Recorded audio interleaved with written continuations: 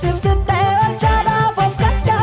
mannatin buusi baasee nagalcha si sirreessite tadeemte karaaka si jira sodaatiin nan jetta mucaako Paawuloo sibsitte olchaadha fofkadha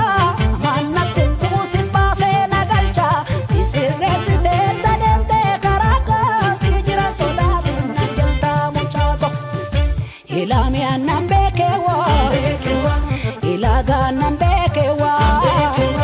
namasi injabaate kitelluu warraaqsu walakkeessa yaadoo si'in kan barraaqsu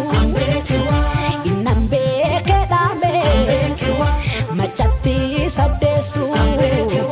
dhangaasi mi'aawee maalumtuu nadheessu Ilaamiyaan nan beekewa Ilagaan nan beekewa Ilagaan nan beekewa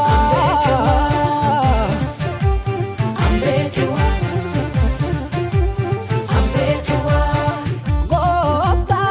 warra humna dhabaniif yaadu jaalee dhinnatuuti tuffatee saadu Yooso siin jabaadhe rakkina laafu maarree naagalee sitti michee waafu beekaa kofa goomna karte utumtuun beekin na barte fakkeessuun natti himamine kaamaa koo yaaduun sannine golee gola koo siqikse dubbii kennarraa siqikse beekaa kofa goomna karte utumtuun beekin na barte fakkeessuun natti himamine kaamaa koo yaaduun sannine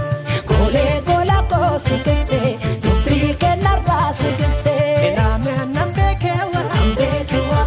egaa amma nan beekewa Ilaamiyaan nan beekewa egaa amma nan beekewa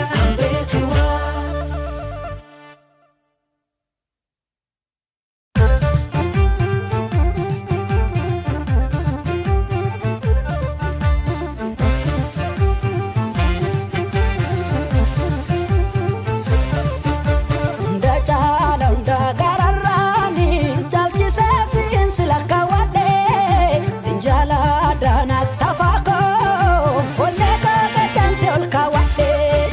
nan carroomeen siin si qabaachuu koofi na